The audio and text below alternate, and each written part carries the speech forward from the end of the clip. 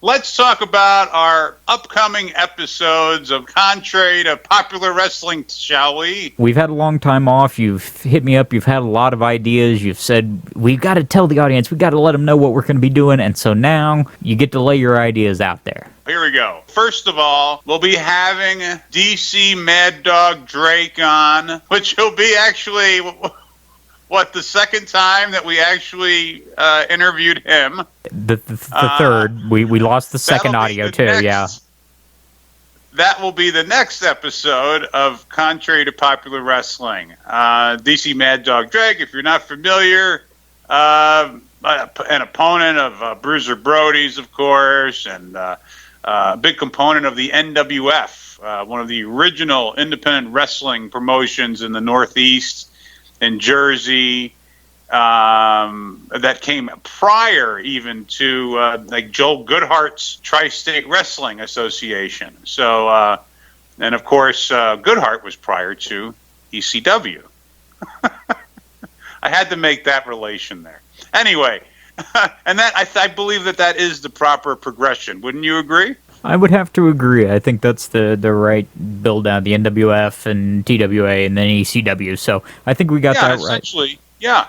The first independent, and that was actually one of the first wrestling shows that I attended, independent wrestling shows that I attended, was in Bricktown, New Jersey in 1987, which was the first NWF show, and that was the big TV taping with Brody and Abby and DC Drake and so on, and I happened to be in attendance at that, and you can actually see me like kneeling around the ring taking photos. But yeah, that was a memorable night. That was in Bricktown, New Jersey. I'll never forget that. Anyway, you can look forward to hearing DC Mad Dog Drake here on the podcast.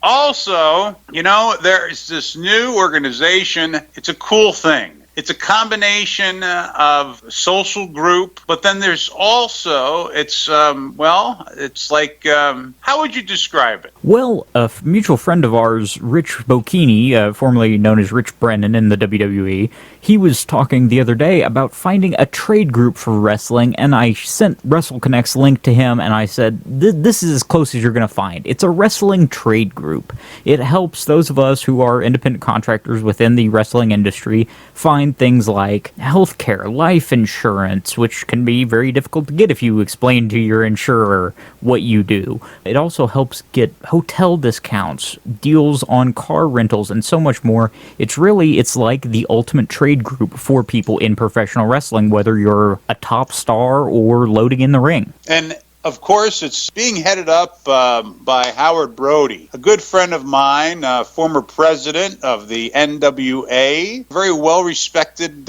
Jew in our business. Oh, now we're getting heat. He's one of, it ain't just Charley Norris getting heat. Back to Brooklyn, okay? And he really is. He is a great man, and he's a great friend. And actually, we're going to have him on, Howard Brody. And we'll be discussing WrestleConnects, and I'm really excited for it. And I think it's something that the business needs. I think it's something that the boys need, and they need to take advantage of this. And it's something that, if you're in the wrestling business, you really, really need to listen to this episode. And I think also there's some talk we might also have some guests along with him that are supporting this whole cause. Possibly even J.J. Dillon will be on that episode as well. Another episode, I have wanted to speak with Hustler Rip Rogers here on the air for some time. And of course, Rip, he had a great career in the business. Notwithstanding that, one of the greatest trainers that the business has ever seen.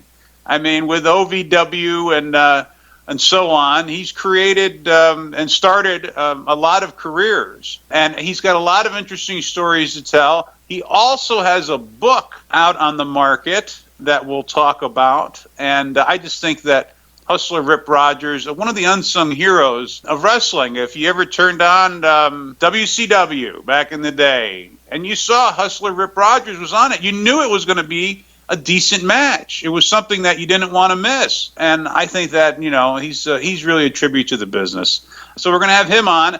And then another Rogers, if you will, with the new biography of the nature boy, Buddy Rogers, written by Tim Hornbaker and Scott Teal. We're going to have both Tim and Scott on to talk about Buddy Rogers. And the plan is to also have on some other luminaries, if you will, to speak about Buddy Rogers. Now, also this book. This book is just unbelievable. It's fantastic.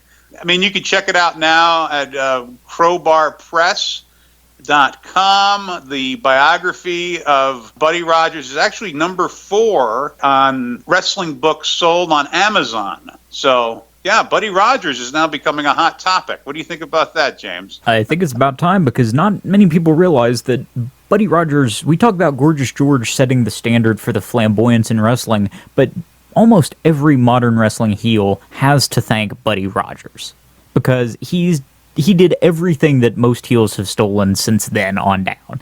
And so it's great. I spoke to Buddy Rogers personally back in 1986, and I brought up Gorgeous George to him, and Buddy said that he bleached his hair before Gorgeous George. He told me that personally. So, and that he did essentially that gimmick before Gorgeous George. He told me that personally on the phone. I mean, one of the greatest innovators and pioneers in the business ever. And Buddy Rogers is responsible for how a modern day wrestling match is presented, psychology-wise. One of the most important figures in the business, and also a very controversial figure as well. But we'll talk about that on the Buddy Rogers Show. And also another great book written by a referee pal of mine from New York, Dave Dwinell, who has worked with everybody from the NWA, the WWF. He worked the Garden. He refereed matches, main event matches throughout the Northeast. Has this great book called The Ring Man. And he's an old friend of mine. I think you're really going to enjoy this story. Anybody that is a wrestling fan from the Northeast, from the New York, Connecticut, New Jersey area, are really going to enjoy this. How he got in the business is very interesting. He just basically applied for the spot with the State Athletic Commission, and that's how he got in. There was no training. It's a politically, essentially, in one way or another, type of spot. It's really interesting. I think everybody's going to enjoy that. And a very, very well-liked fellow in the New York area, Dave Dwinell. And also, a fantastic book that I know that you have liked in particular is the Lance Von Erich book, written by Vincent Berry. Yes, Lance by Chance, I've been reading up. It's a great book. It's fascinating. His whole career, I'd always been fascinated by how the Lance Von Erich storyline came about, but there is so much more to Lance Von than I ever knew. It's a really interesting book. I encourage everybody to pick it up, and I can't wait to have Vince on the show to talk about the book with us. It's a fascinating read. It really is. I mean, if you're a fan of world-class wrestling and the Von Erichs, I mean, there's some really tasty tidbits in there, some really juicy stories. Definitely well worth the read. We're going to have Vince on as well. I'm very excited about what we have coming up. It's a new year, and we are excited to be bringing new content to you. We were gone for a little while, but you can't keep us down. We're back, and if you want to stay in contact with us, you can find us on social media. We are on Facebook, facebook.com/contrarypod. That's where you can give us a like and stay up to date with the show. We're always posting photos or updates on new episodes. That's where we were keeping you updated during our sabbatical as we were facing many challenges from Mother Nature and technology. You can like us on there. You can also send us an email at contrarypod@gmail.com, contrarypod@gmail.com. Be sure and subscribe to us on your favorite podcast platform or on YouTube, where you can see the videos we put together with photos, videos, newspaper clippings, and more to go along with each episode. Be sure and give us a like and a thumbs up. or leave us a 5-star review on your favorite podcast platform. It helps us a bunch and helps us continue to bring new content to you. Carmine, you got anything to say before we wrap things up? Folks, thank you for all your support thus far. But, not for nothing, you could hit that thumbs up there, when you pull up the show on YouTube. Give us a thumbs up. That really does help us here. We're still trying to get this thing to take off, and I really appreciate everybody's support. Both James and I really do enjoy doing this podcast, so let's continue it. Let's keep it going, guys. And any ideas that you have about upcoming episodes, or if you have any questions regarding any of the upcoming episodes that I spoke about, simply send us an email. Be happy to address them and give you a shout out here on the air. So thank you very much for your support, guys. Definitely. If it weren't for you guys, we'd just be sitting here talking into the abyss. So seriously, thank you guys so much. And it does help when you give us a like on Facebook or on YouTube, a thumbs up or a 5-star rating. It gets more people to seeing us and hearing us, and thus we can continue bringing more contrary to popular wrestling. So, without further ado, until next week's folks, we will see you back here on Contrary to Popular